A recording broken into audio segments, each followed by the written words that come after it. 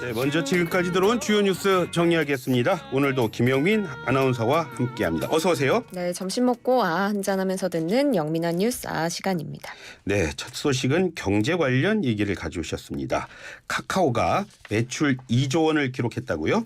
네, 오늘 카카오가 2분기 매출 2조 425억 원으로 전분기 대비해서 17%, 또 전년 동기 대비 12% 늘었다고 밝혔습니다. 분기 매출 2조 원 돌파한 건 이번이 처음인데요. 카카오가 SM을 인수한 효과가 더해지면서 특히 콘텐츠 부문 매출이 크게 증가했습니다. 네. 이 부문은 전년 동기 대비 18% 증가해서 1조 538억 원의 매출 기록했고요. 이번 분기부터 실적이 반영되는 SM의 2분기 매출과 영업이익은 각각 2,398억 원, 357억 원입니다. 이게 카카오에 반영될 때는 인수 가격 배분인 PPA 상각비가 제해져서 229억 원이 제해지고 영업이익 128억 원만 반영됐습니다. 예. 이 PPA 상각비는 영업권과 브랜드 가치 등 인수합병 과정에서 지불하는 비용을 말합니다. 만약 SM의 실적이 이번 분기에 반영되지 않았다면 카카오의 2분기 매출은 전년 동기 대비 약 1% 감소하고 영업이익은 41%가량 줄어들게 됩니다. 예. 그래서 그랬나요? 수익성은 그렇게 크게 좋지는 않았다고요? 네, 수익성은 오히려 악화됐습니다. 영업이익은 1,135억 원 기록하면서 전분기 대비 60% 증가했지만 전년 동기 대비는 34% 감소하는 모습이었습니다. 영업이익률 5.6%로 전년 동기 대비 3.8%포인트 하락했고요. 이로써 매출과 영업이익 모두 다 시장의 예상치를 소폭 밑돌았습니다. 당초 시장이 예상했던 예상치는 각각 2조 709억 원 그리고 1,244억 원이었습니다. 네. 자, 그렇게 영업이익이 감소한 이유 전문가들 어떻게 보고 있습니까? 네, 비용 증가폭이 더 컸기 때문에 영업이익이 감소했다라고 보시면 될 것 같습니다. 영업 비용이 전년 동기보다 17% 증가해서 1조 9,290억 원을 기록했는데요.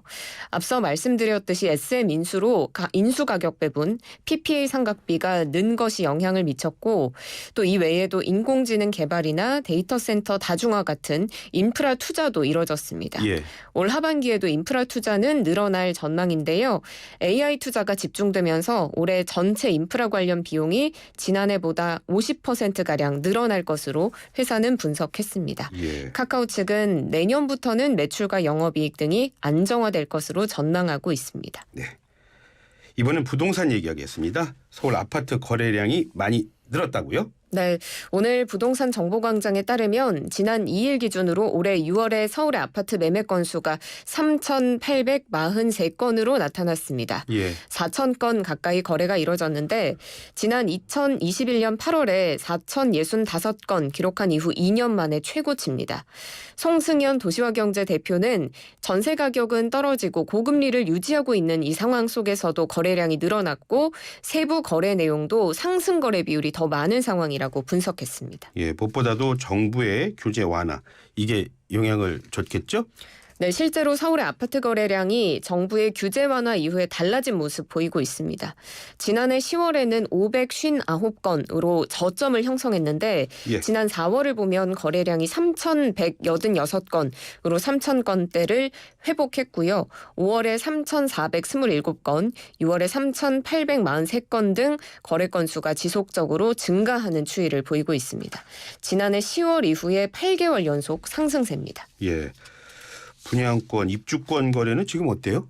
네, 앞서 정부는 13 부동산 대책 발표하면서 수도권 전매 제한을 최대 10년에서 3년으로 대폭 줄인 바 있는데요. 예. 이후에 주택법 개정 통해서 공공택지와 규제 지역은 3년, 과밀 억제 권역은 1년, 또 그 외 지역은 6개월로 완화했습니다. 이 영향으로 서울의 분양권, 입주권 거래도 한 달 새 2배 이상 증가하면서 큰 폭으로 증가하는 모습 보였는데요. 지난 6월에 서울의 아파트 분양 입주권 거래량이 85건 이었는데 지난 1월에는 20건밖에 기록하지 못했습니다. 그러니까 4배 이상 증가한 수치고 예. 또 지난 2020년 12월에 82건 기록한 이후 2년 6개월 만에 최고치를 기록한 겁니다. 지난해의 총 분양 입주권 거래량이 79건이었는데 그러니까 한 해 총량보다 이제 한 달 거래량이 더 많다고 보시면 될 겁니다. 예, 예. 올해 서울의 분양 입주권 거래량 살펴보면 1월에 20건, 2월에 12건, 3월에는 26건에 그쳤지만 4월에 56건, 5월에 80건 이렇게 크게 늘어나는 추이를 확인할 수 있습니다. 예. 자, 다음 소식입니다. 폭우로 인해서 피해를 많이 본 곳 경북 예천인데요. 이곳에서 실종자 수색 계속 이어지고 있네요. 네, 경북 예천에서 지금 극한호우 그리고 산사태로 실종된 주민 2명을 찾기 위한 수색이 오늘로 20일째 이어지고 있습니다. 예. 경북 소방본부에 따르면 오늘 수색 작업에는 소방관 200여 명, 경찰과 군 관계자 194명, 구조 수색 탐색견 19마리, 굴삭기 3대, 보트 4대, 드론 12대, 헬기 3대 등이 투입됐습니다. 다만 오늘도 경북 전역에 폭염 경보가 내려지면서 수색 작업은 오전에만 실시했고요. 예, 예. 지금 남은 실종자 2명은 감천면 벌방리 주민인데요. 산림 토사 유출로 매몰됐거나 급류에 휩쓸린 것으로 추정이 되고 69살 남성 김모 씨, 62살 여성 윤모 씨가 아직 실종 상태입니다. 예. 수색 범위도 확대했다고요? 네, 오늘부터 본격적으로 이제 낙동강 수변 수색이 시작됐습니다. 수색 범위를 낙동강 상주보까지 넓혔는데요. 이후 상주보부터 고령보까지는 관할하는 소방서에서 순찰과 수상 수색을 했습니다. 실종자들이 살았던 벌방리 마을에는 중장비 4대 등이 동원돼서 매몰됐을 가능성도 열어두고 수색하고 있고요. 예. 또 실종자가 매몰된 것으로 추정되는 또 다른 고평리 의심 지점에도 굴삭기 3대가 지금 동원이 됐고요. 예. 이목리 버드나무 군락지에 탐색견 6마리 투입됐고 삼강교부터 상주보 구간은 보트 4대를 동원해 수상수색했고요. 경천교부터 상주보 구간에는 드론 12대를 동원해 수색 작업을 실시했습니다. 지금 말씀하셨지만 뭐 전방위 수색이 지금 벌어지고 있는 상황입니다. 자, 이런 가운데 예천군이 이재민 임시대피소 운영을 일단 종료했다고요? 네, 경북 예천군은 폭우 피해로 인한 이재민 그리고 일시 대피자에게 지원하던 임시 대피소 운영 8월 1일자로 종료했습니다. 지난달 15일에 예천 문화체육센터에 처음 임시 주거시설 설치해서 임시 주거를 지원했고 이어서 지난달 24일부터는 이재민의 불편을 덜기 위해서 이 임시 주거시설을 경북 도립대 미래관으로 이동해서 운영을 했습니다. 각 읍면의 경로당이나 읍면 행정복지센터도 위험에 대비해서 임시 대피소 운영해서 총 7,825명이 이 시설들을 이용해 왔습니다. 네. 그런데 지난달 26일에 기상청은 장마 종료를 선언했고요.